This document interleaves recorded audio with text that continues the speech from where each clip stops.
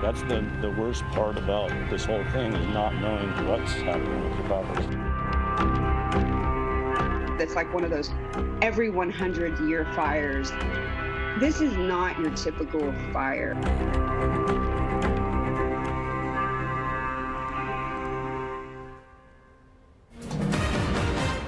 The news at 6 starts right now. Good evening and thanks for being with us. I'm Raj Mathai. And I'm Janelle Wang. A lot to get to this evening with some hopeful news from the fire lines, but also bad news about our air quality. A spare the air alert sticking around until Friday. We also have Jessica Aguirre with us. Well, Raj and Janelle, what do you do when fire keeps threatening your lifelong passion? If you're a vintner in Napa Valley, you prepare for it, and in some cases, you actually befriend it. Coming up, I'm going to introduce you to a vintner who's taking his losses with the LNU fire and turning them into an opportunity for others. Okay, Jessica, we'll see you in a bit. We're going to go down to San Mateo in the Santa Cruz County area. Hopefully, some hopeful news from the front lines of the CZU fire that's burning in those two counties.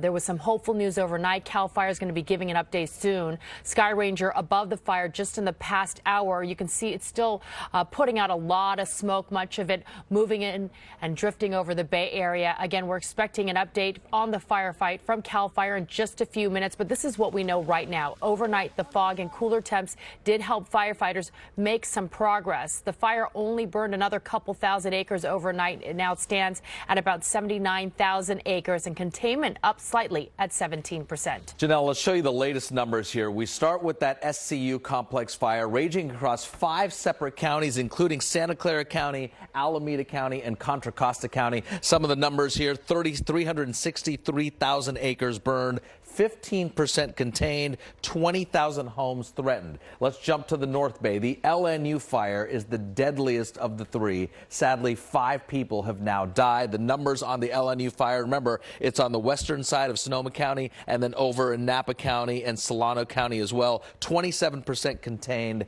5 deaths, as we mentioned. The CZU burning along the coast. 1 person has died, 7 others are missing, but the containment here, 17%, and we're expecting an update from CAL FIRE in just a couple of minutes. Yeah, we want to get to another story right now. Who do you call when you need rescuing? In the North Bay was the crew of Henry 1, the helicopter operated by the Sonoma County Sheriff. The mission: save firefighters trapped on a peak, surrounded by fire in almost complete darkness. NBC Bay Area's Lily Tan spoke to the deputy who literally dropped in to pull them out with only minutes to spare. The view from Sonoma County Sheriff's Tactical Flight Officer Chris Haas's helmet camera says it all. A wall of flame, gusting winds, and 2 firefighters trapped by advancing flames. Oh God, we're getting closer and closer. Haas and pilot Paul Bradley had to figure out how to pull 2 Marin County firefighters out, with almost everything working against them. The wind's really intensified. The wind wasn't the only problem. The first location for the rescue was incorrect. Then wind created by the helicopter blades began fanning the already fast-moving flames. It looked scary close. I think we estimated that it was about 75 yards away. The helicopter spotlight was also out. And if it weren't for the firefighters' headlamps, Deputy Haas would have dropped in total darkness. You know, the pilot just told me, he said, I'm going to give it my best shot. I was 100% in on we're going to give it a shot and we're going to do our best, and thank God it worked out. All right, guys, I'm going to get you out of here, okay? All right. The firefighters didn't recognize the time crunch, asking to bring their belongings. Can we take them with us, still? No, I got to get you out of here. I certainly didn't feel like we were seconds away, but I felt like absolutely minutes. But once in the air, it sank in. Wow, this really was close, and you really were being surrounded. This was one of those days where it was life and death. And these lives in particular can continue fighting fires in what could be California's most destructive fire season yet. Lily Tan, NBC Bay Area News. That is some amazing work. Thank you, Lily. Now, air quality continues to be a big concern. This is a live look now at San Francisco from our live cam in Emeryville. You can see the smoke mixed in with the fog Now, because of these conditions, San Francisco State is actually handing out KN95 masks to students and staff. Because of the conditions here, students living on campus at SF State can pick them up in their dorms. Staff can grab a mask at the administration building. Now, we're talking about the updates from CAL FIRE. Every night around this time, they hold a briefing. In fact, we're going to go there live to talk about what's happening specifically with the fires in San Mateo County and Santa Cruz County. Let's listen in. The line officer here on this incident. Just as always, if you can mute your telephones, take any conversations outside the press briefing area, and keep your masks on at all times, it would be greatly appreciated. Just wanted to set a little bit of context again. I know we did this a few days ago. This evening we can report that across California, since August 15th, 1.25 million acres of land have burned in the last just over 10 days. To give you a sense of point of reference, that's larger than the state of Delaware that we've seen consumed in the state of California over that period of time. Additionally, across the state, there's still over 136,000 people evacuated from their homes and communities, and there's over 100 aircraft assigned specifically to fight fires in the state at this moment. With that, we've dropped over 2.7 million gallons of retardant on these fires over the last 10 plus days. And obviously, there's additional resources coming in from throughout the western United States to help us fight these fires. A little bit about the specifics of the CZU complex this evening. We can confirm that the fire is up to 79,640 acres. As we spoke about the other day, this number is going to get more and more specific as time goes on as we gain better intelligence. We have good news in the sense that we are up to 19% containment on the fire. As you know, every percent of containment is hours and hours of sweat and blood up on those lines, actually getting containment in the fire perimeter. As far as the number of structures threatened, there are still over 24,000 structures that are threatened throughout the complex. And we unfortunately can confirm this evening that we are up to 443 structures that have been destroyed on this incident.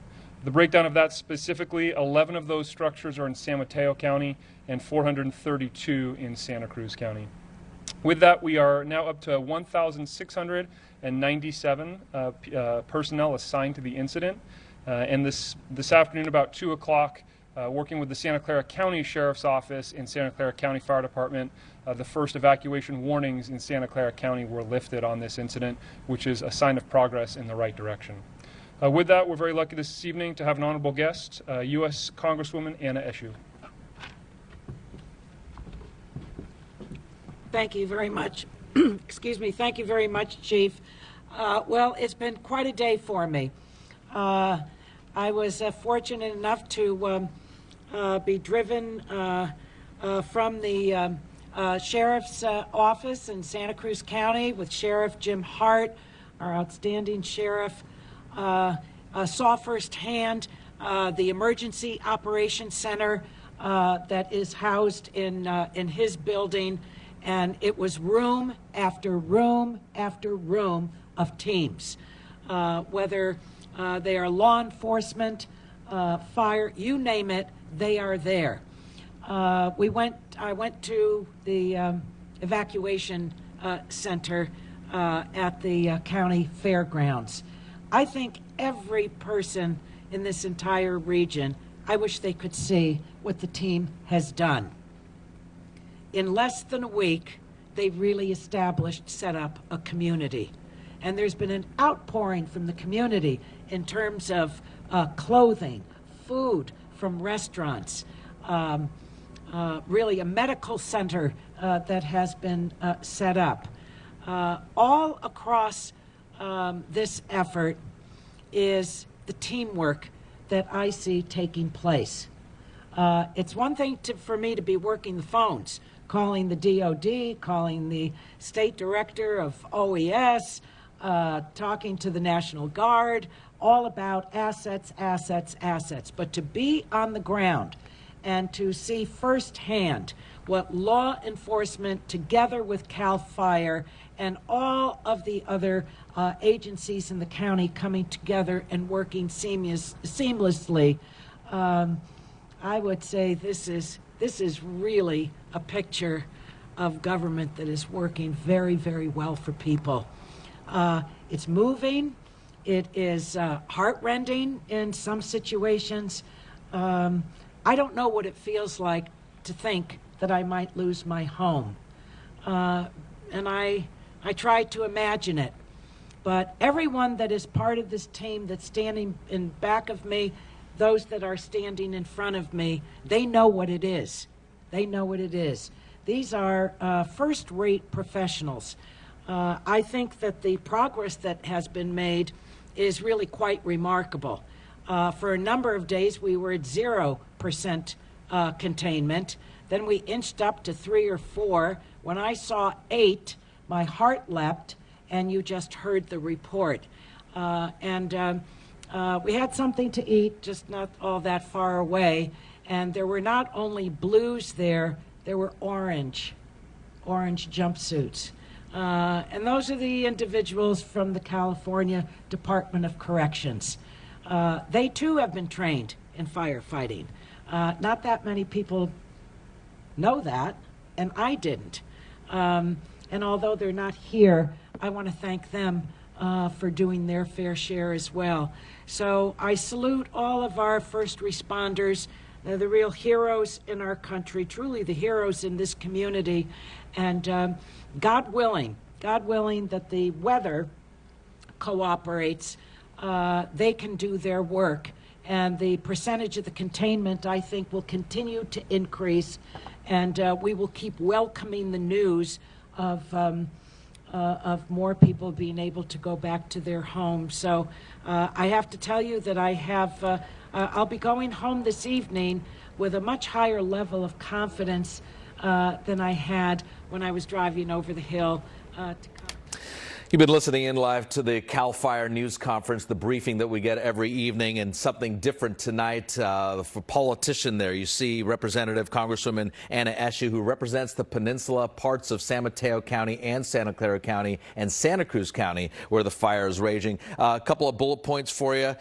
19% containment, that is up considerably. And Anna Eshoo, the representatives, just really a lot of praise, rightfully so, for all the personnel on the fire lines. But there is good news, 19% containment. Sadly, though, 443 structures have been destroyed between San Mateo County and Santa Cruz County. We continue to stream that news conference live on our website right now. So you head over to NBCBayArea.com. You can see that news conference streaming live from CAL FIRE.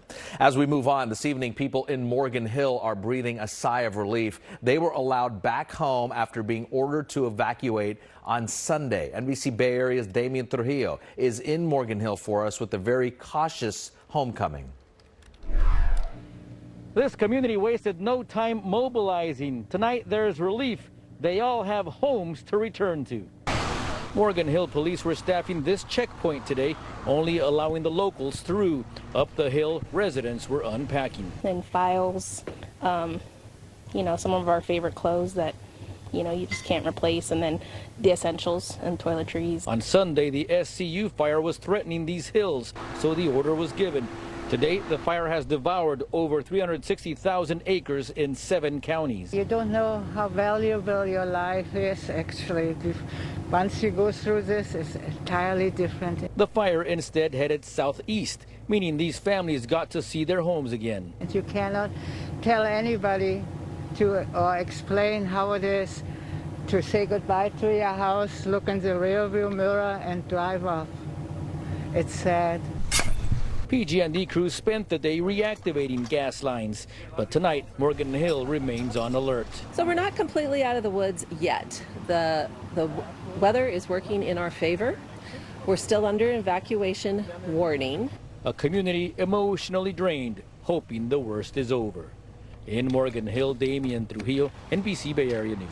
Well, as Damian mentioned, some evacuation orders lifted, but there are some new evacuation warnings tonight. Chris Kamara is keeping track of it all. He joins us now to bring us up to date. Chris. Yeah, so let's start with the Woodward fire up to the north. On this map right here, your waypoints are Sausalito down here, San Quentin up here. And here we have both evacuation orders and evacuation warnings. Let's zoom into the evacuation order area. And we're talking about Silver Hills Road, Bear Valley Road over here to the east, Noran Way, and then Fox Drive. down to the south. I'll zoom back out again and add to this the thermal hotspots by satellite, and you can see where the fire is as far as the satellites are concerned. You can see the dots down here indicate the fire to the southeast of where the southwest of where the evacuation warnings and the evacuation orders are currently in place. Okay, we have had several places where the evacuation advisories have been lifted. Let's talk about the CZU, and that's what the briefing was just about. The stretch up here to the top along Skyline Boulevard and Summit Road, there had been a stretch extending into Santa Clara County over to the east. That has since been lifted. The perimeter of the fire is right here, drawn in this dark color. This entire stretch right here remains under an evacuation order. That's about a 25-mile stretch from north to south, if I'm not mistaken. Now, let's go to Sonoma County, where today we've had a significant number of people whose evacuation advisories have been reduced. They went from an evacuation warning, which was yellow, down to nothing, essentially, which is green right here. This entire stretch running from the northeast corner all the way down over to the Pacific Ocean. This is about 230 square miles based on our read of the map right here. But we do still have hotspots in the LNU complex fire throughout Sonoma County here, and that's why you see this area in red, which remains in the evacuation orders, and then to the north there remains an evacuation warning. We want to make sure that you do keep abreast of all of this. There's tons of information on our website, right, Janelle? For sure. You can just go to our website, NBCBayArea.com, for the latest information, Chris, on those wildfires. That includes helpful maps detailing evacuations. You can also check out the perimeter, like Chris was showing, on each of the fires. Well, the LNU complex fire in the North Bay is the deadliest of all 3 Bay Area wildfires. It's killed 5 people, including a man from Solano County. NBC Bay Area's Jody Hernandez has more from Vacaville, where people are remembering that neighbor taken by fire. His life mattered. And that's really what it is, that his life mattered. Stephanie Mantle can't stop thinking about her neighbor, who lost his life when the LNU Lightning Complex fire blew through rural Vacaville.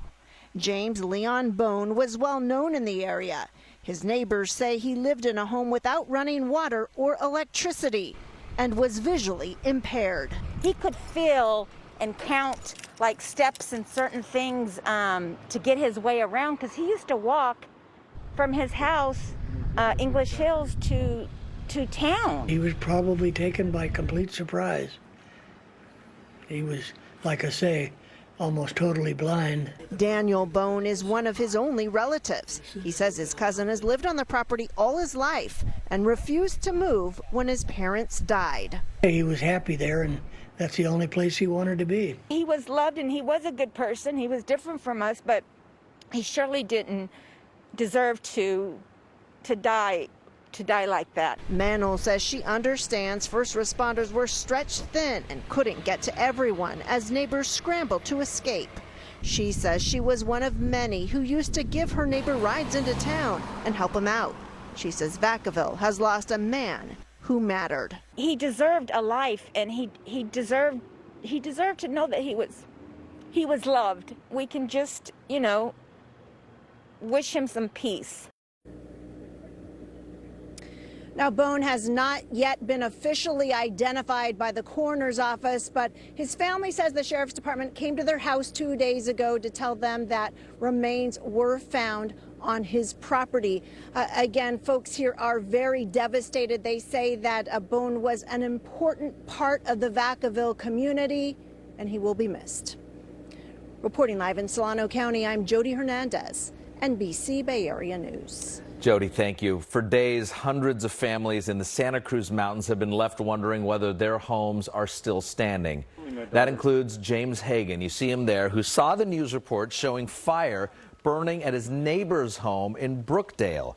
Today, he asked us to check in on his home because he's not yet allowed back in. As news reporters, we are allowed back into the evacuated zones. What we found was devastation, multiple homes gone, including his. 20 years of my time that I spent building my house and property into what it was, and just remembering how beautiful it was and my friends and family helped me put the energy into that place, and now it's all gone. just couldn't see He it. said he just had his daughter's graduation party there not long ago. Hagan says all they have remaining are a few photos and heirlooms that they grabbed while fleeing a few days ago. He adds, though, what's important is that his family and 2 cats got out safely. And that's going to be a long and difficult process for a lot of people, because we just learned from that fire, the CZU fire in the Santa Cruz area, 443 structures were destroyed so far. Yeah, we hope those families recover, and we will be thinking of them. A lot of support in that community. Let's get a check of our forecast now. And Jeff, let's talk about the air quality. It's just been pretty bad today in many parts of the Bay Area. It's some relief in the East Bay, but this bear the air alert extending through Friday.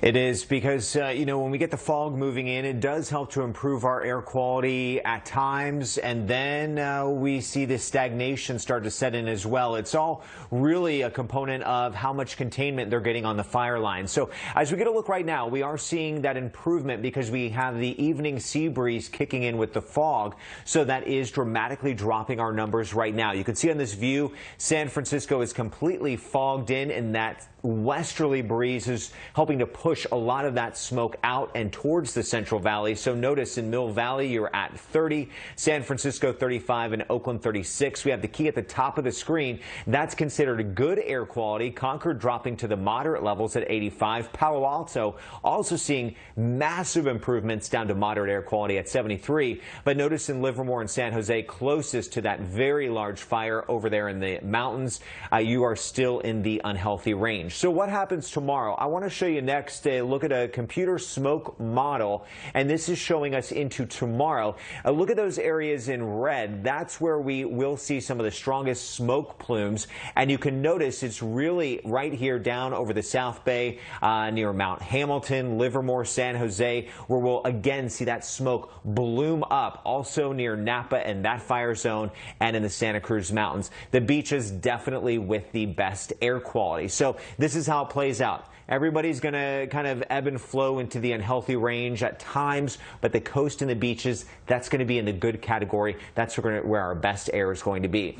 Temperatures through tomorrow, we have 80s to about 90 inland, 70s by the bay, 60s at the coastline. We're going to take a close look at the forecast on the fire lines. I'll spend lots of time on that. I'll see you all in about 25 minutes with that update. We need some help in a big way. Thanks, Jeff. We're back in a moment.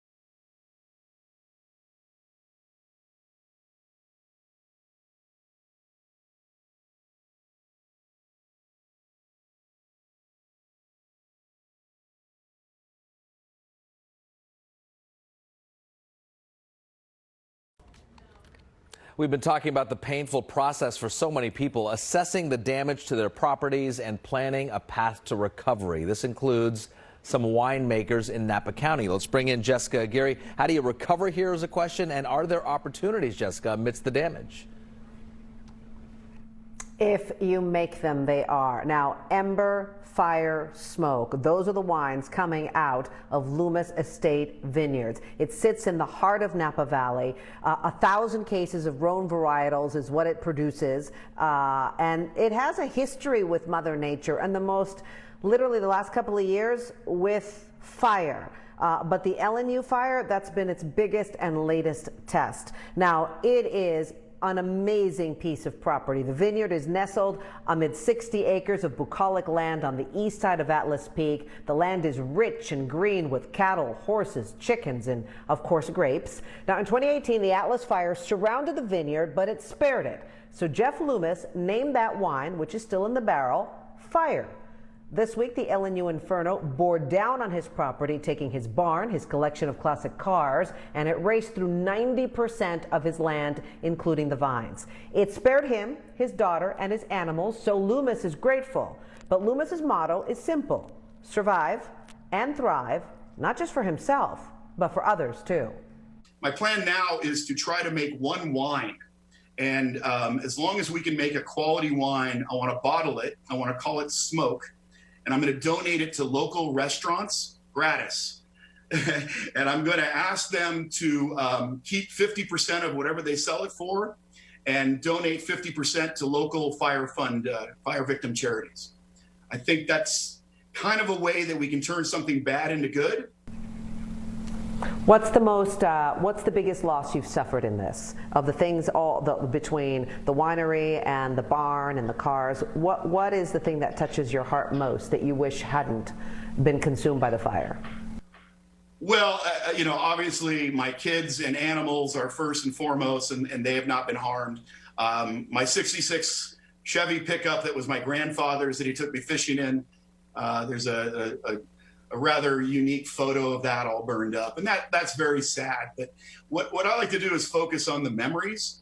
I still have those. I may not have the material items, but I still have those great memories. But that touches my heart a little bit. Now, Loomis admittedly has a complicated relationship with fire. Believe it or not, his home that sits on that property burned down back in April. But, incredibly, he says he's not in perpetual fear of fire. He says he doesn't focus on those things. He doesn't focus on worrying. He just focuses on moving forward. Now, the new wine that he plans to make out of this, the one he's going to give to the restaurants, he's going to name that one Smoke. Yeah. We will try to get our hands when that bottle comes out of Smoke and help donate to the cause. That's a nice story. Thanks, Jessica. Up next at 6:30, a local school district opens its doors, not to students though, but to fire victims. The special accommodations they're offering to teachers and staff members in need. Plus, it's night 2 of the RNC, why there's a bit of controversy building around the First Lady's speech tonight.